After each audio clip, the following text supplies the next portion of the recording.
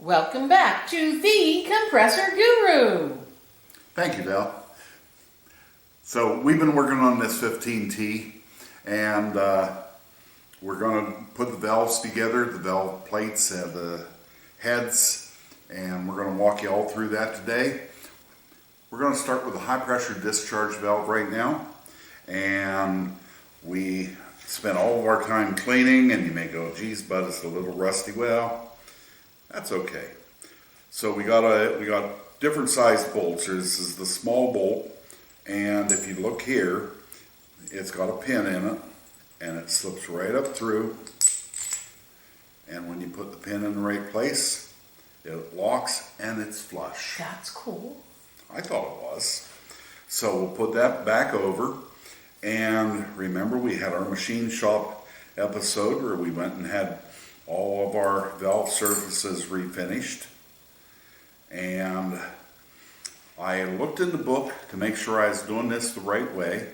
This is the valve disc, and this is the valve spring. If you notice, the spring has a wave to it, and it's a stiff spring. And the book shows this as having the outside of the book shows this as having the outside of the dish to the disc. So if we put it on like that's wrong. So we're going to put it on like this, and then. Does it matter where that is in relation to that little pin that you had on your bolt? As far as the pin on the bolt, no, but it matters very much that this becomes centered. And if you see here,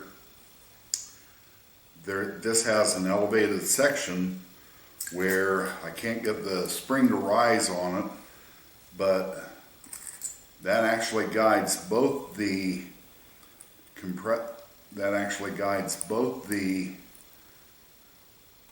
spring and the disc to stay in place over top of the machined area. So should we take it off like that and then put it on? Actually, if I could get it on like that, I would, but I have my little screwdriver. Welcome. Let me introduce you to my little friend. I think that's a different movie.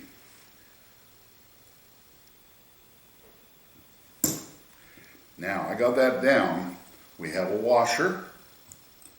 The washer goes on, and it's actually upside down, but it doesn't matter.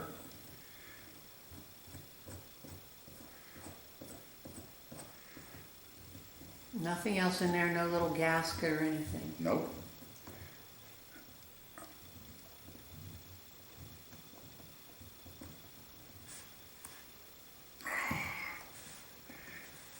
Okay, so we're going to have to get an impact and buzz that down. Right. So we hit a snag. These threads, even though they're nice and clean, are just not perfect. So I put a drop of PB blaster oil on the nut. We're going to try to screw it down.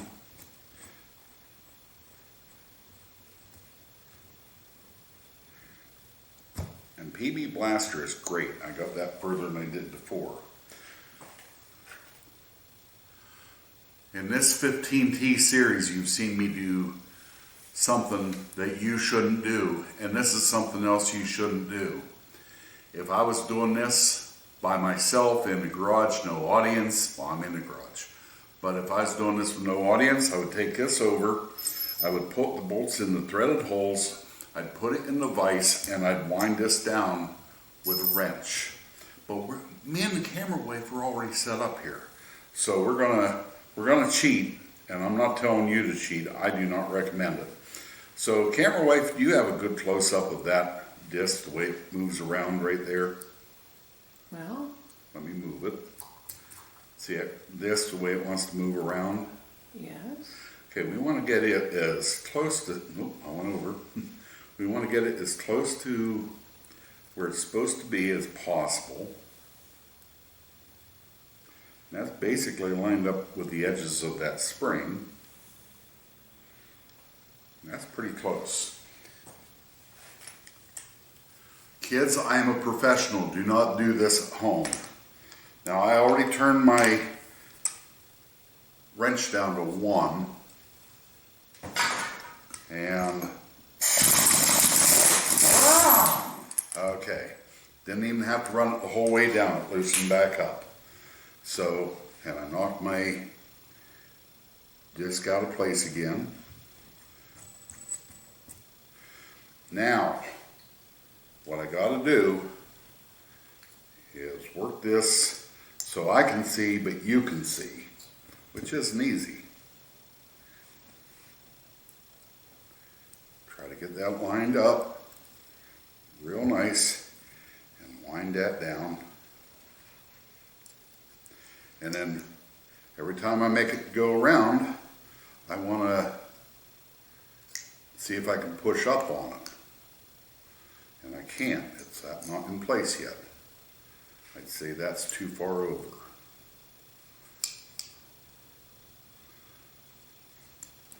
This is a little bit tedious. What are you pushing up on? The valve disc. So it should A small be... version of one of these. And it should work up and down with this screwdriver The through whole this way hole. around. And it, yeah, and I can't, there it goes. There's a good view of it. Yeah? That's in pretty good place. Now I'm going to turn it over. And if I can get, okay, that's in the right place. That's up where the spacer is. Now I'm going to make sure I can still do it. I can still do it.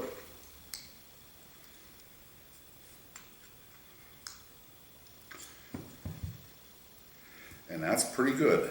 Now I'll put my bolts in the threaded holes and I'll tighten this up. And I'll tighten that probably 70, 80 pound torque. But Does that smush the spring too much? no, the spring is, no, it's not gonna smush it anymore. Smush, the highly technical German word, smush. See how much room we got here? Yeah? I'll show you on a different one. It's already down against this base, but see the space here? From Turn it there. toward me so I can see that space a little. Turn it From- more toward me. Okay. From here to here, I'd say it's almost a quarter of an inch. So that disc, that spring, all fit in there and have room to let the disc move. This fits against this like that. Right now, that is tight in there. So just tightening the bolt to 70 pound or 80 pound isn't going to compress the spring anymore. Okay. Are you learning something today, camera wife? I don't know, that didn't make a whole lot of sense, but it's all right. You guys can, I'll continue with the technical terms like smush. Okay, so we're gonna set this one aside. We have to tighten it, but it's almost ready to go in the head. Okay, this is a low pressure, and there's our discharge valve.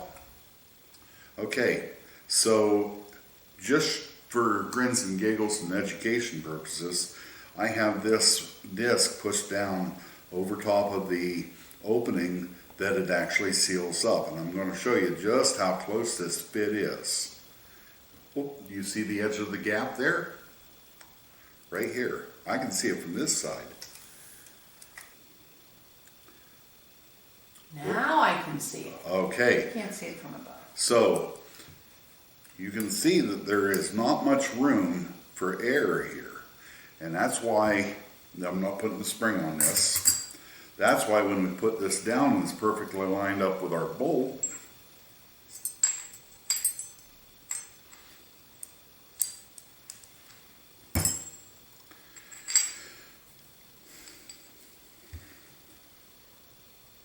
We put that down, it's perfectly lined up with our bolt. It can't move and miss the hole because of that spacer right there. It keeps everything in place and lets it move up and down. Now, since we have that one this far already, wrong spring.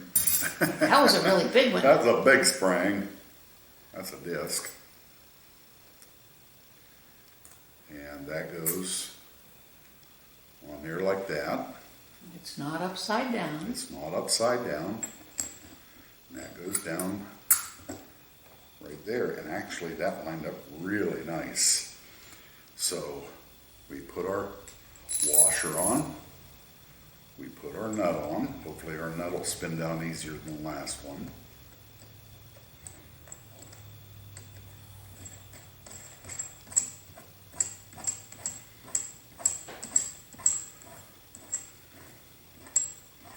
So you didn't put any blaster on that one? Would Didn't it have need made to. sense to try it or no? Didn't need to.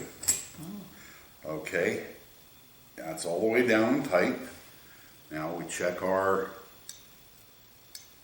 and we can move it. We're not just checking one place in case it was pinched on the other side. We're checking it the whole way around. And that's ready to be tightened. That one went so much better than the little one. Well, because you knew what you were doing this time. Okay. Sorry. You do get a lot of honesty from me, folks. A little too much.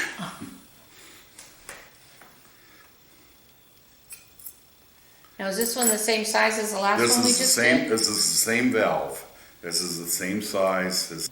This is the other low pressure discharge valve, and that's out of place. There we go.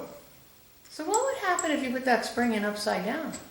I think it would. I think it would work, but wear funny and prematurely fail because the points are too far in on the disc. I'm guessing that's why the book draws it installed that way. So you don't think it was just a willy-nilly decision? I don't. It makes more sense going like that in my little mind. See, willy-nilly, that's another technical term. Willy-nilly.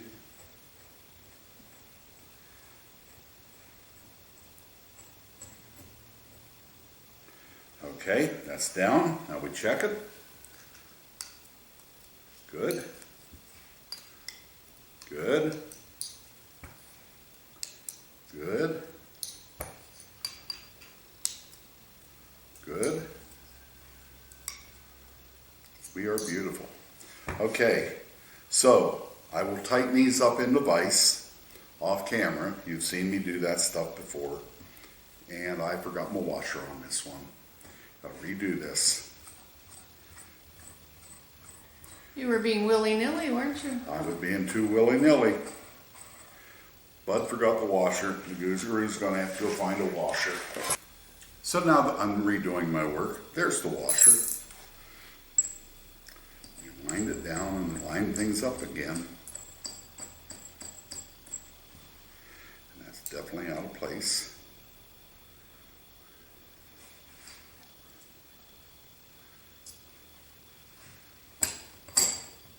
Oh, see the way that clicked down? I bet we're good. We check it once again, now that we have all the parts in it. Good, good, good, good, good, good.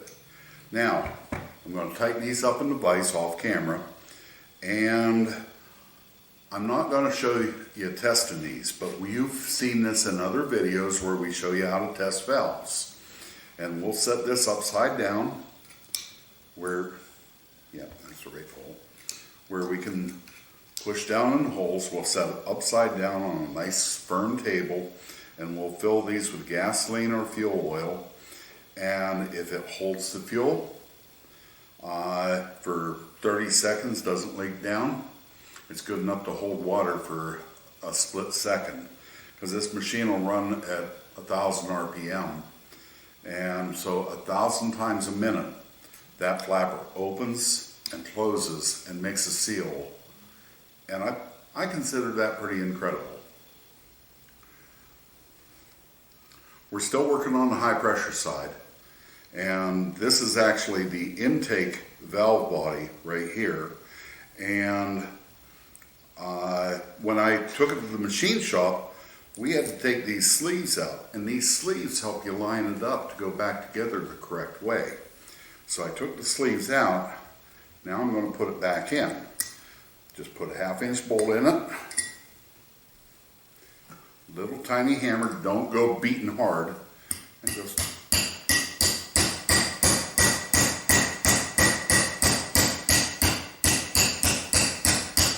tap it back in.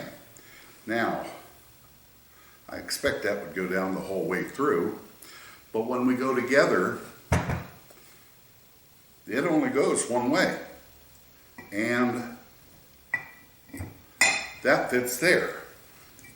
It will not fit at all in these other holes. These other holes are just over a 1/2 inch. The inside of this is a 1/2 inch, and it lines up on that. I guess I'll drive it down a little further because it's not. So do you put the bolt in so you don't smush the top of that little thing? Yes. So, now, you see these notches line up with each other. There's a notch there, and there's a notch on there. And this is the discharge or the out. Okay. On the inside, there's no notches. But this will only go one way. Now, if this weren't in here, this is 6 equal distances around for bolts. You could put it together that way, and it wouldn't work because your air passages on the inside wouldn't. How did you know which one to pound that thing into? Because it will only fit in one. Even on the bottom? Well, quite frankly, it wouldn't fit in the first one until you pounded on it. Well, it slipped in a little bit, but that's all the farther it goes in. But it lets it line up so it's correct using that sleeve. Ingersoll did pretty good on this, making it idiot proof, because Ingersoll knew Bud would work on this. And, you know, Bud makes mistakes. The guru doesn't make mistakes, and, you know, but Bud makes mistakes. So this is Bud proofed. I'm afraid we don't have enough parts. Really? Old parts. So it only seemed like a split second, but we were away for 9 days. We had to order new specialty washers. And these washers are called a Belleville washer, Belleville. And they go on top of the valves. And the one I had for the high pressure side was flat. It had worn out. And if you notice these, there's quite a dish to them. And the top is higher than the outside. And it's for a high vibration application. So these are on top of the valve here. And that was the one that I had. And I thought it was a regular washer. And it'll also go on top of the valve here under this acorn nut, or the correct acorn nut, wherever it's at. And these are for holding the valve together. This will, because it's spring loaded, when it's compressed it will go flat, but it will hold tight, and the theory is it won't come loose because of high vibration. That's the theory. While we were away for 9 days, I mean a split second, I finished assembling these. I tested them. This is your exhaust valve. So once it was assembled, we put gasoline in here and it held, meaning it's going to hold air. And remember, this is going to function 900 times a minute. So it only has to hold the gas for 30 seconds and it will easily hold air. This one didn't lose any at all. So anyway, this one's finished. It's tightened and it's ready to go together. Before I move on, I bought Aftermarket Belleville from Lee Spring in Arizona, and I appreciate their prompt, courteous service. The lady I spoke to was wonderful. But I want to show you something else, because we've been on a voyage of exploration concerning aftermarket versus IROEM. Guys, here is the spring and the disc for the intake of the high pressure side. And you know what it's got on it? What it's got is Ingersoll's part numbers on it. W214447 and 4448. Just 2 fours. 2 fours. Okay, thank you, Val. Anyway, so once again, these are coming from out of the same factory and being stamped just like the Ingersoll parts are. We bought these out of an aftermarket company, and just like the connecting rod we showed you last week, aftermarket doesn't mean aftermarket. So we are ready to put our valve assembly together to marry the exhaust valve to the intake plate. Gotta get this right. The spring goes on here first. The disc goes on here second. And we'll have to line it up after we get that right. But I'm going to take the gasket off so I don't mess it up. And this will go right down on here like that. I'll take my screwdriver and see if I can function I can't.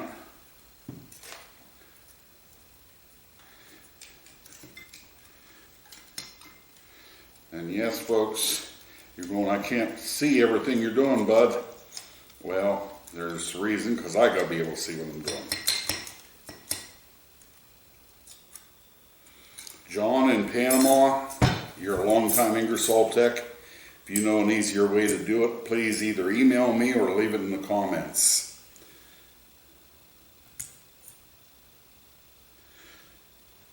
One of our viewers, John, retired to Panama, and he is a smart guy. I wish he'd come home and visit and maybe stop by for an interview. But I get the feeling he's not leaving home anymore. And home to him now is to Panama.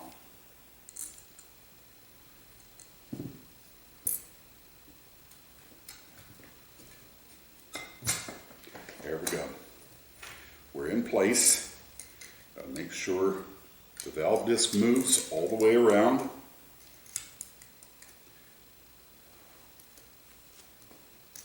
That's in place. Now, we're going to take our gasket.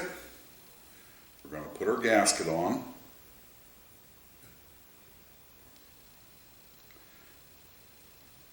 And I moved ever so slightly, so I'm going to recheck. Yep, we're good. We're good. We're good. Now we're going to take and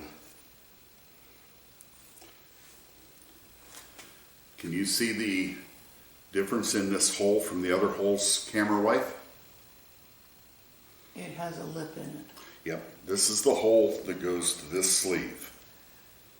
So I'm going to gently put that down on there.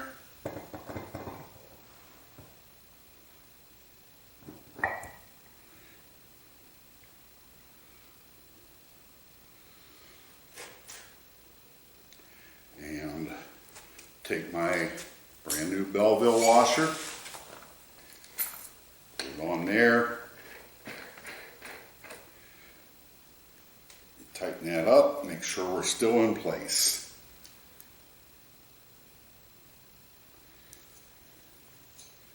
Looks good down here. Without the springs, we're going to take and put our unloader assembly down through. Are you focused on there, Bill? And I know you can barely see it, but I can feel that disc moving up and down. So, that is together. If we were going to continue right now with this, I would put the springs in. I would put this on. and that's the way it's supposed to be. But we're not doing that right now. We're going to take these apart. I'm going to set that off to the side, and we'll repeat the process with the low pressure valves. Oh, these are low pressure, not high pressure. Correct. So here's our low pressure discharge valve. I tightened it, tested it, and the Belleville washer in this was still good. It still had a nice dish to it. So this is properly assembled and tested and tightened. Once again, we have more IR part numbers.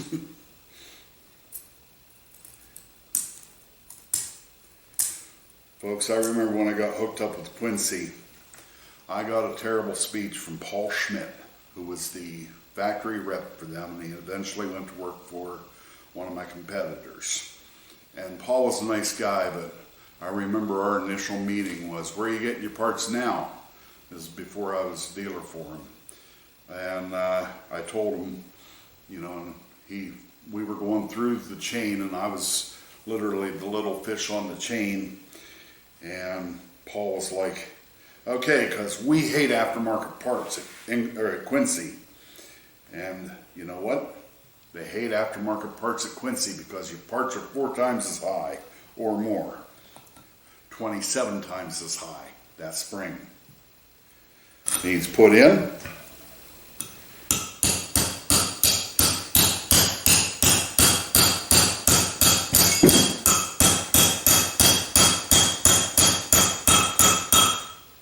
Do yourself a favor, don't try to hammer this in without putting a bolt in it so you don't deform it. Okay. We have our gaskets ready, but... And that only goes down so far, right? Yeah, because it has to come up... It has that lip that we saw in the other one. Yep, it has to hit that lip right there. And that's the proper way it goes. And remember, we went over this before, these lines will line up because this is the out. So before I told you we had 2.5, 3 hours per machine tearing down and evaluating, and you go, boy, that sounds like a lot of time just to buzz bolts loose. But one of the problems on one of the machines was, see how nice this is, and it's actually threaded. I think it's threaded. It is. Well, I tossed the old head into the scrap pile, but these marks were gone, these ridges were gone, and it had worn oblong, and this was actually more of an oval. Now, it may have held a spring and a unloader pin, but even the cast iron had worn out, and that was one of the things we caught during inspecting everything that was wrong. So when you go, geez, bud, you really charge a lot for a tear down and inspection, that's because you got to look at all these little things. Moving on. We got our head here. We got our sleeve in. We got our exhaust valve. And we got that lined up, and that's the way it goes. Now we're going to set this down on there. John, I'd really appreciate some expert advice if you have any.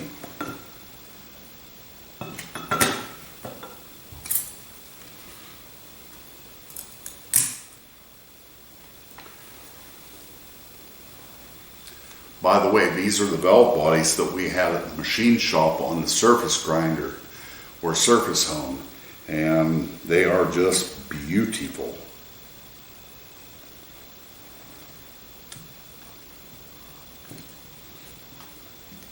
You are going to hear a little groan from this every time I move it up and down. I don't know why, but it... Now that was pretty interesting.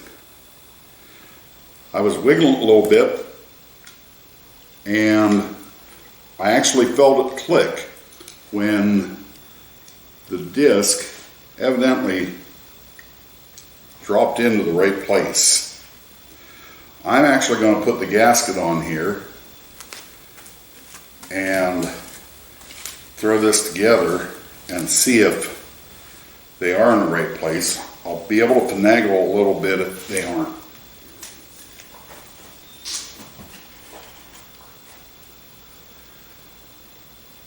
You okay, babe? Yeah, I thought I heard a car door.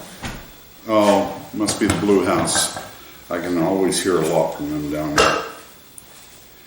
And my big Belleville washer.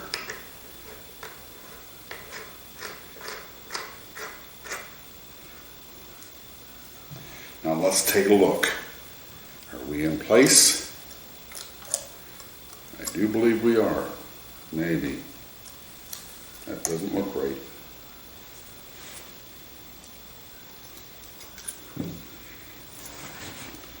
Let's try our unloader pins.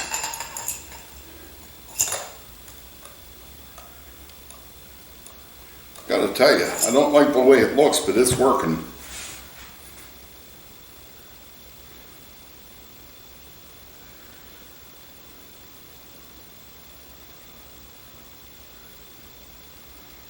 And you're going to go, how can we test this one?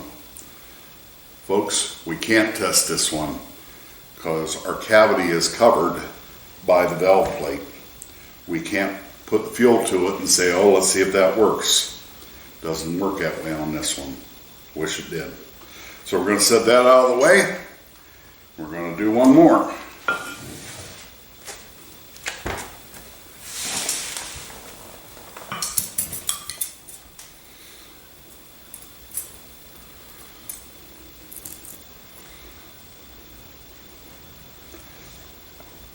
By the way, one more thing about this. A machine shop left a comment on the surface grinding or surface honing video and told me that these marks are a little too prevalent and that when this job is done, he's guessing that the machinist would have took his dressing wheel and run it over the stone. So I bet if you have this done somewhere, it'll probably look a little better. I think you can see those chinking marks. Okay, we don't have a sleeve in this one. Thanks for catching that, Belle. That's why I'm here. Oh, that one's loose. That's the way it's going to be.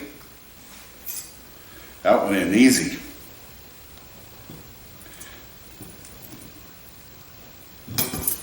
Now we're going to try that again. John, I may have learned something.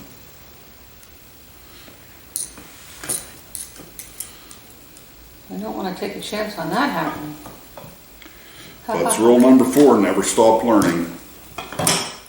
Hey, John, I learned something. What did you learn? I slid it around a little bit and it popped right down. Didn't you hear that?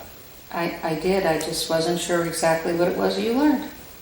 I feel like doing it again just to show off. Well, do it. That's when my luck would go poorly.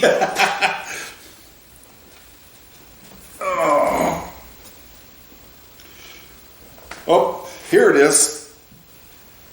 Here's the one where the holes are wobbled out and the ridges are gone.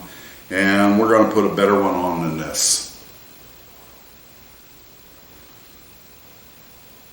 Can you see how that's wobbled out at the top and how the ridges are gone in there? Yeah, the next one kind of did that too, though, didn't it? No, not nearly as bad as this one. Okay. So after the ordeal of finding the good head, it was in the parts washer, down in the fluid. We're back. And it's really nice and clean too. So we're going to set this on here very gently, keep things lined up. And there we go. Put our Belleville washer on, put our nut on. Aren't we going to test it with that thing first? With your spring thing? I will now. Oh, I didn't know it worked over top of the nut. Yeah. Look the way they actually figured this out, Belle. I was looking at the way you were doing it before, so. Okay, thank you.